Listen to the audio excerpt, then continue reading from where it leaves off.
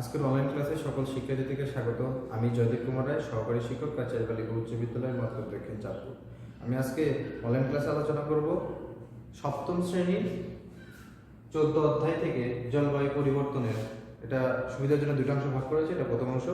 তবে আমাদের মানসিক কর্তৃক যে সকল অধ্যায়গুলো সিলেক্ট করা হয়েছে, সেই সকল অধ্যায়গুলো যে অংশগুলো সিলেক্ট করেছে সেই অংশগুলো নিয়ে আমি ক্লাসে আলোচনা করতেছি, যেগুলো তোমাদের অ্যাসাইনমেন্টে রয়েছে সেই বিষয়গুলো নিয়ে। তো আমাদের প্রথমে অধ্যায়ে লেখা আছে জলবায়ুর পরিবর্তন। তো জলবায়ুর যে পরিবর্তন হয়, জলবায়ু জিনিসটা কি, তো জলবায়ু পরিবর্তন হয় কোথায়, সেটা সম্পর্কে আগে জানতে হবে। জলবায়ু পরিবর্তনটা আমাদের এই পৃথিবী নামক ভূপৃষ্ঠে। তো পৃথিবীটা কিভাবে সৃষ্টি বা মহাবিশ্ব পৃথিবীর কিভাবে এখান থেকে সৌরজগতের কিরকম পদ্ধতি, সেই বিষয়গুলো আমরা জানবো প্রথমত। জানার পরে এরপরে আমরা জলবায়ুতে যাব। জলবায়ু যে সকল বিষয়গুলো নিয়ে হয় সেই সকল বিষয়ে আলোচনা করে জলবায়ু কিভাবে কেন পরিবর্তন হচ্ছে সেটা আমরা পরবর্তী অংশে অবশ্য পাবো। তো যাই হোক, প্রথম অংশে তোমাদের পাঠ্য বইয়ে যে সকল বিষয় যেভাবে অন্তর্ভুক্ত করা আছে আমি আলোচনাটা সেভাবে করতেছি। প্রথমে পার্ট 1 দিয়ে আছে তোমাদের পৃথিবীর বায়ুমণ্ডল। পৃথিবীর বায়ুমণ্ডলটা কেমন, তারপরে না জলবায়ু পরিবর্তন। আচ্ছা, তো পৃথিবীর বায়ুমণ্ডলটা কেমন, পৃথিবীটাকে যদি আমরা একটা গোল হিসেবে সাজাই, এটা যদি পৃথিবী হয়, দেখা গেছে যদি পৃথিবী হয়, পৃথিবী আমাদের একটা ভূপৃষ্ঠ, এটা ভূপৃষ্ঠ। এই ভূপৃষ্ঠে সবকিছু দেখা গেছে এখানে বাতাস বেশি, গাছপালা বেশি, সবকিছু এখানে থাকতে পারে। কারণ হচ্ছে পৃথিবী মহাকর্ষ বলের প্রভাবে এগুলো সবগুলো কাছাকাছি আছে, বা এগুলো এই পৃথিবীর সাথে যে এই কারণে আমাদের এই ভূপৃষ্ঠে সবগুলো গ্যাস বেশি। আমাদের এই ভূপৃষ্ঠে কি কি গ্যাস রয়েছে ম্যাক্সিমাম ক্ষেত্রে, যেমন আছে কি অক্সিজেন আছে, বেশিরভাগ সবচেয়ে আছে নাইট্রোজেন, তারপরে আছে কার্বন ডাইঅক্সাইড, কিছু ধূলিকণা আছে, এছাড়া অন্যান্য কিছু গ্যাস অল্প অল্প পরিমাণে রয়েছে।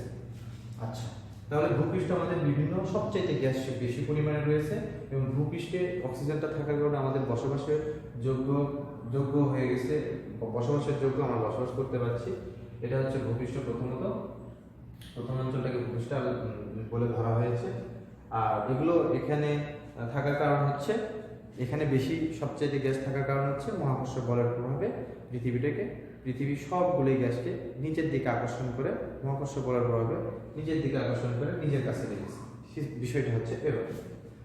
তো ভূপৃষ্ঠের পরের যে অঞ্চলটা রয়েছে সেখান থেকে সেই পরের অঞ্চলটা হলো, এটা যদি ভূপৃষ্ঠ হয় তারপরের অঞ্চল এটা, এই অঞ্চলটা হচ্ছে ট্রফোমণ্ডল। ভূপৃষ্ঠ থেকে 11 কিলোমিটার পর্যন্ত অঞ্চলকে ট্রফোমণ্ডল বলে। তো এই ক্ষেত্রে সবচাইতে বেশি পরিমাণে গ্যাস বিদ্যমান থাকে এই ভূপৃষ্ঠের উপর থেকে, মানে 11 কিলোমিটার, মাথায় ভূপৃষ্ঠ থেকে 11 কিলোমিটার। অক্সিজেন, তারপরে হচ্ছে তোমার নাইট্রোজেন, তারপরে কার্বন ডাইঅক্সাইড, এই সকল গ্যাস ধূলিকণা সবসময় বেশি থাকে। আবার ঝড় কুয়াশা সব সময় এই আমাদের এই ট্রফোমণ্ডলে এখান থেকে 11 কিলোমিটারের মধ্যে এই জিনিসগুলো হয়ে থাকে। ঝড় কুয়াশা, বৃষ্টিপাত, মেঘ সবকিছু 11 কিলোমিটারের মধ্যে থেকে হয়ে থাকে।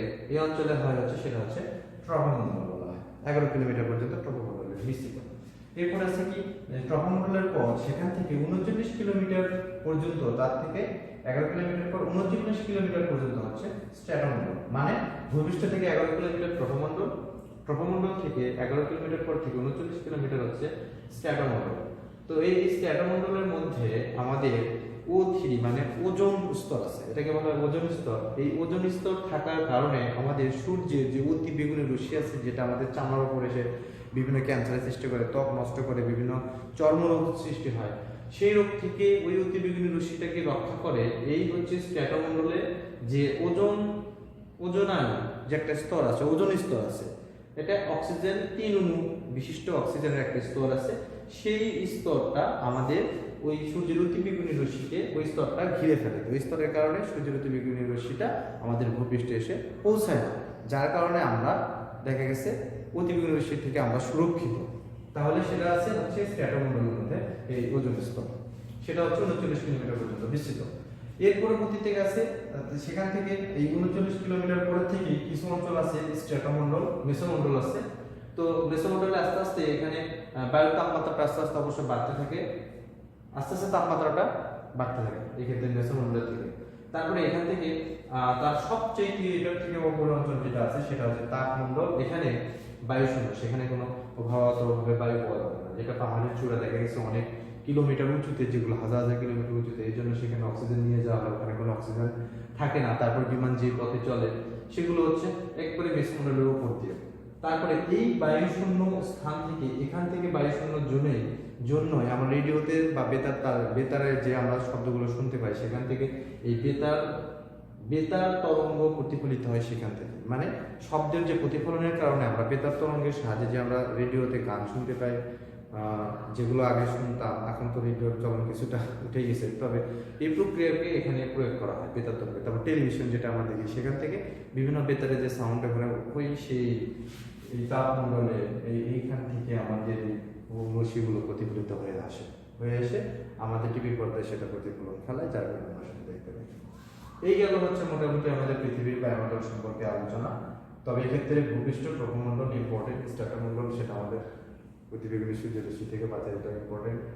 তো এটা হচ্ছে পৃথিবীর বায়ুমণ্ডল সম্পর্কে আলোচনা। তার পরবর্তীতে আছে কি পার্ট 3 আছে আমাদের পানিচক্র। পানিচক্র মোটামুটি আমাদের অনেক আগে থেকে মোটামুটি ভাবে জানেন কিভাবে পানিচক্রটা সংঘটিত হয়।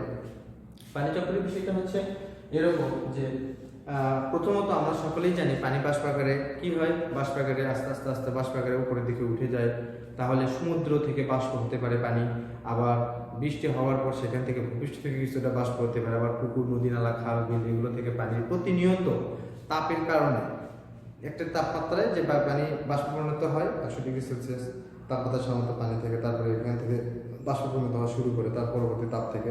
তো এখান থেকে পানিটা আস্তে আস্তে কি হয়, বাষ্পিত হয়ে প্রথমত তারপরে কি হলো, পানিটা মেঘের সৃষ্টি হলো। আচ্ছা, মেঘ সৃষ্টি হচ্ছে, তো সেখান থেকে মেঘ সৃষ্টি হওয়ার পর কি হলো, সেগুলোর জন্য মেঘ সৃষ্টি হয়, সেগুলো কি হয়, ঋণাত্মক একটা তরঙ্গিত অর্থাৎ ঋণাত্মক চার্জের সৃষ্টি হয়, হয়ে একত্রে একটার সাথে একটা অনেক বড় যুক্ত হয়ে বড় একটা বাষ্পাকারে মেঘের সৃষ্টি হয়। সেই মেঘ থেকে তারপরে আবার বৃষ্টি হয়, বৃষ্টি আমাদের ভূপৃষ্ঠে পড়ে, কিছুটা গাছগাছালি যাদের দরকার হয় তারা নেয়, কিছুটা খাল বিলে যায়, বাকিগুলো অনেক পরিমাণে বৃষ্টিপাত হলে সমুদ্রে পতিত হয়। পরবর্তীতে আবার সেই সমুদ্র থেকে পানি কি হয়, বাষ্পাকারে আবার উঠে যায়, আবার মেঘের সৃষ্টি হয়। পুনরায় তোমরা চিত্রের সাহায্যে পানিচক্রের ব্যাপারটা দেখতে পাবে। এভাবে পানির প্রক্রিয়াটা চলতেই থাকে। কি হলো, বাষ্পাকারে যে মেঘ সৃষ্টি হলো, মেঘ থেকে আবার বর্ষণ শুরু হলো, আবার ভূপৃষ্ঠে আসলো, কিছুটা উদ্ভিদ যাদের গ্রহণ করা হলো সেগুলো আবার নদনালা খাল বিলে গেল, সেখান থেকে আবার বাষ্পায়িত হয়ে আবার মেঘ সৃষ্টি হচ্ছে। এভাবে পানির পর্যায়ক্রমে তার পালাক্রমে চলতেই আছে, চলতেই থাকবে। তো চক্রটা মানে এক জায়গা থেকে আরেক জায়গায় যায়, যে পুনরায় ওই অবস্থা ফিরে আসার প্রক্রিয়াটার নাম এটা একটা হচ্ছে চক্র। তাহলে এই যে প্রক্রিয়াটা বললাম সেটা হচ্ছে পানিচক্র। তোমাদের বইতে পানিচক্রের বিষয়টা রয়েছে, তোমরা ওখান থেকে পড়বে, সমস্যা হলে অবশ্যই বলবে।